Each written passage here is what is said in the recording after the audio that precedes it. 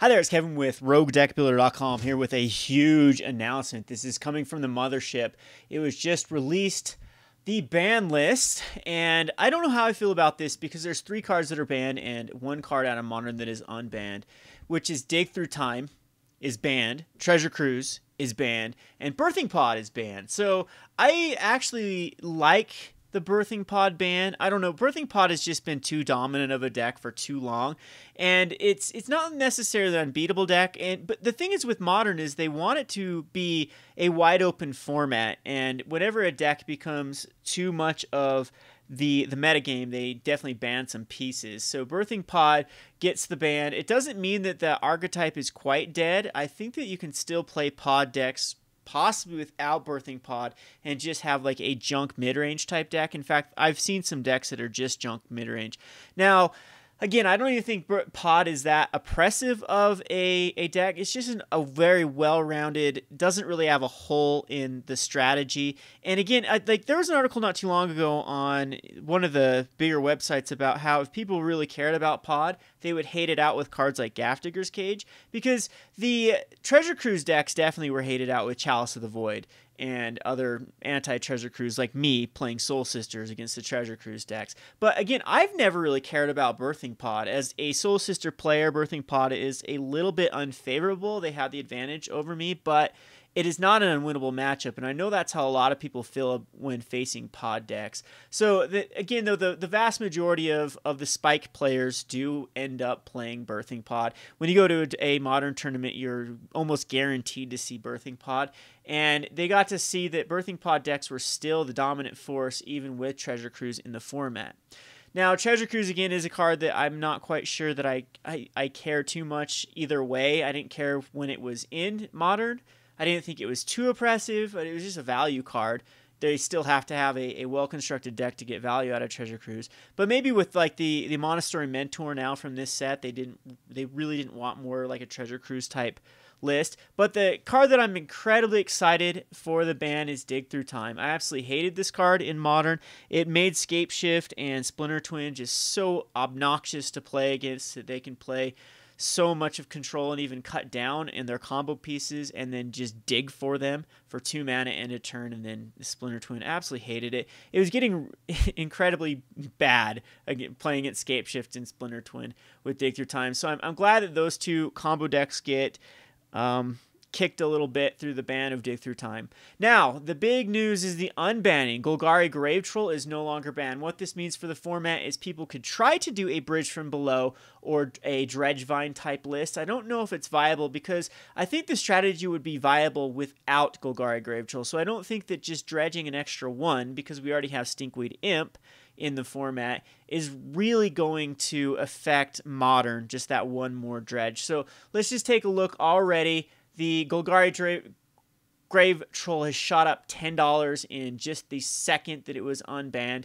Stoneforge Mystic, for some reason, I think that this Stoneforge Mystic has gone up in value just because it's finally supply meets the demand for the white EDH deck, so the commander deck that was printed. And again, I'm kicking myself for not picking up a bunch of these because every white commander deck wants a Stoneforge Mystic. The other one they're going to want to have is a Steel Shaper's Gift. So I want to see if Steel Shaper's Gift is also seen an increase quite yet. If not, I think it's due for I think that Steel Shaper's Gift is definitely due for a price spike. So as those commander decks finally do pick those up, because there's really no justification for the Stoneforge Mystic really going up this much unless people were banking on the fact that it'd be unbanned in Modern. And let me tell you right now, there is absolutely no chance in hell the Stoneforge Mystic will ever be unbanned in Modern. The card is absolutely broken with so many different equipments. In fact, back in the old Cobblade build, people were complaining about Jace the Mind Sculptor, and I said all along it was Stoneforge Mystic that was the problem, not Jace the Mind Sculptor. Jace the Mind Sculptor, I could see it being unbanned in Modern eventually. They're still being a little bit weary about unbanning cards. I think the Golgari Grave Troll is in the right direction, because Golgari Grave Troll probably never should have been banned. It was one of those preemptive bans from the beginning of the format, and we've never really seen a dredge type strategy very viable in the modern format. So maybe if anything does put Dredgevine over the top, then it might be Golgari Gravechill. So anyway, let's just look at Vengevine. Vengevine, see if it's had any price change. It is definitely spiked online. Boom, over $3 after the announcement. So paper might follow. Paper might start to spike. But right now, there is a Scavenge deck. John's Scavenge deck is the only one that's seen any play in as far as modern, and this uses Vengevine and it uses Bloodghast. So Bloodghast might also go up in price, and then it's going to be so 4 Vengevines, and this one has Lavamancer and Death Shadow as well. So are they trying to get their life total down? Yeah, I think so. I think that there's going to be some Tombstalker, and then it's just going to be, this is kind of a weird Dredgevine deck. This isn't traditional how Dredgevine has operated in the past. Most of them Bridge from Below. I've seen Bridge from Below decks that use Dredge, and then they're definitely the Dredgevine that usually uses. I'm trying to think of the card that tutors up all the Vengevines, and then you cast a bunch of cards per turn. What is it? The Fauna Shaman. So we might see like a Fauna Shaman type deck go up in value as well. So Grave Crawlers, Bloodghast, Death Shadow, Lavamancer in this one. It's going to be a very just value-based deck that you have ways. Varls can actually, okay, so Varls, they're gonna discard the Death Shadows to Lavamancer and then scavenge it back. That's what it's in here for. You're never gonna cast the Death Shadow. So Varls is going to be scavenging something back, the Death Shadow, and so you could actually even cast Death Shadow and it just dies. Yep, this is a kind of cool deck. Maybe we'll have to try it out to see how well it works. It went 3-1 in a modern daily, which isn't too shabby, and whatnot. So I wonder if like now with Treasure Cruise out of the format, and if Delver decks get kind of bumped down and we see some more combo decks, if the I'm trying to think of the reanimation strategy deck, what is it called?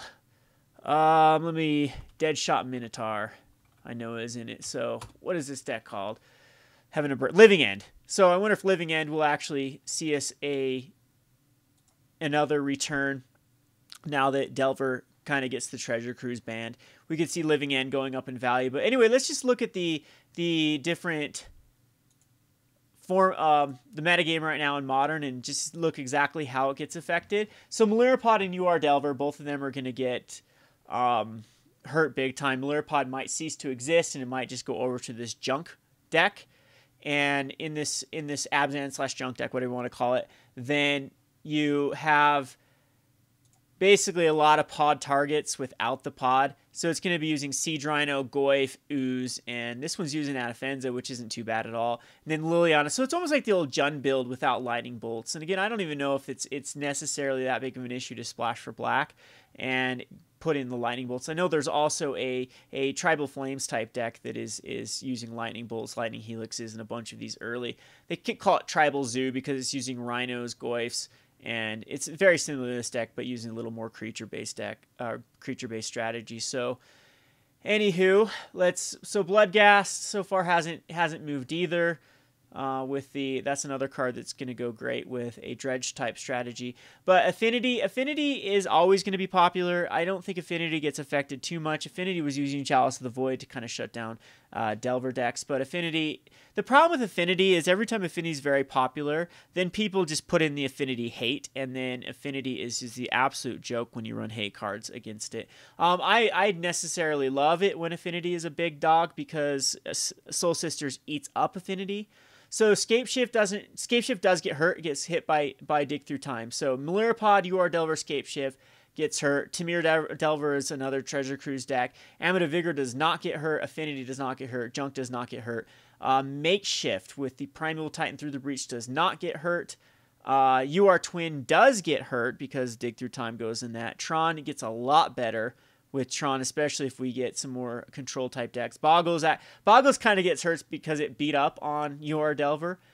Burn does get hurt because it was using Treasure Cruise, but now they just have to just go back to the old school Boros Burn.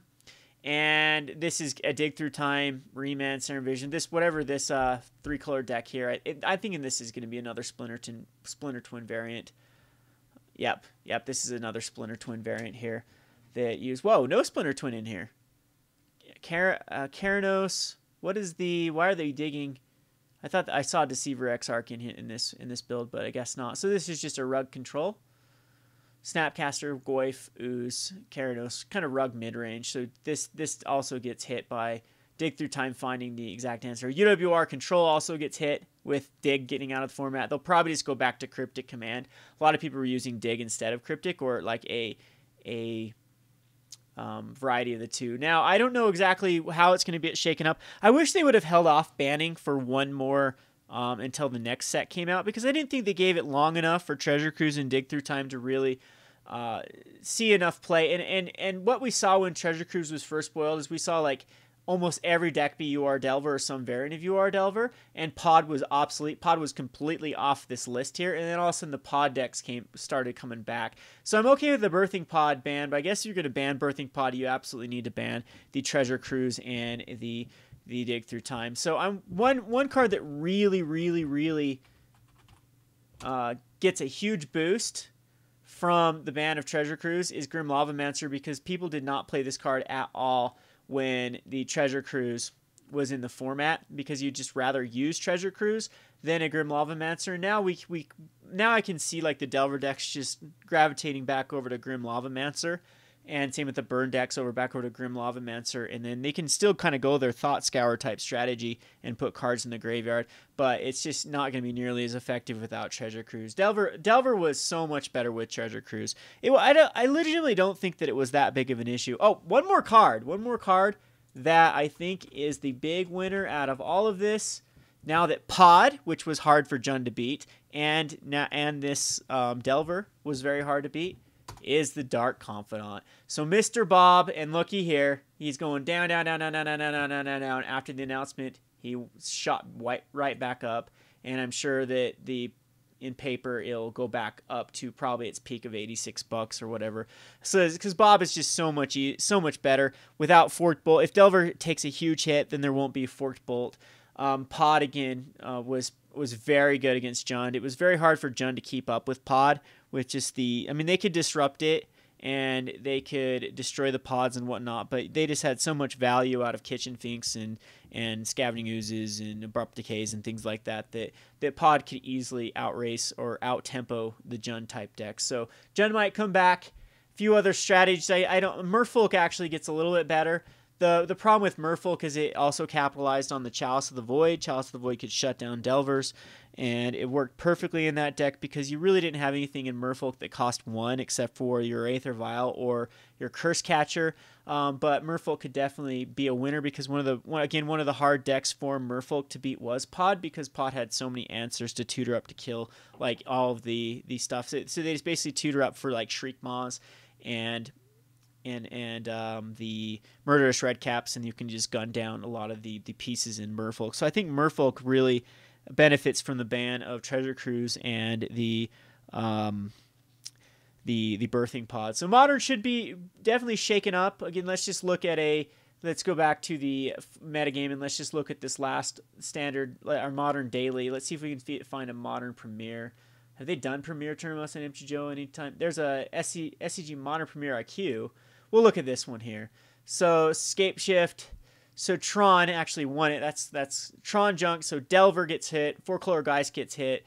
Scapeshift gets Melira Pod gets hit. Melira Pod gets hit. Jeskai Sanity gets hit. These are probably some sort of twin variant here. They get hit.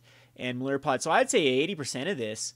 Delver, Pod. And so Robots and GR Tron from this SCG Modern IQ are really the only ones that didn't get hit by this ban. And I'm just going to look at this last daily that happened. And so Burn actually won it. So Burn actually suffers because Burn capitalized on Treasure Cruise decks as well, because they did so much obscene damage to them. A lot of times it was like first turn Gitaxian Probe, Fetch Land, Shock Land, Serum Visions, and they're already down to a 15. And so infect does not get hit unless this is a black green, so that this version did not get hit. Burn, Jeskai Ascendancy, all of these get big time hit. Melira pods get hit. Melira pod, Scapeshift. This is probably again twin, double. Yeah, this gets wrecked. So this is really gonna shake up the modern format. I don't even know if Birthing Pod's enough to really kill that archetype, though. They might just use another tutor type card. I don't know exactly what that tutor would be. But very, very exciting. Definitely keep your eye open on stuff. We already missed the boat for the Golgari Grave Troll, but if you have any Golgari Grave Trolls lying around, which I know I do, we have quite a few just because the Is It versus the Golgari, I believe, had a Golgari Grave Troll in it. That old dual deck from not too long ago from the release of Return to Ravnica. And it was, again, like $1 rare. So here's a little word of advice. A lot of people might not have adjusted their prices yet. You can probably go to your local game store, and if they're the local game stores that price out cards within, like if they just put price tags on them rather than look them up constantly, you can probably get a Golgari Grave Troll for a value. I don't know how ethical you think that is. I know that a lot of people don't want to screw over your local game store, but I mean, if they're pricing it for that, you might as well pick it up. Anywho, this has been Kevin with RogueDeckBuilder.com. Thanks for watching.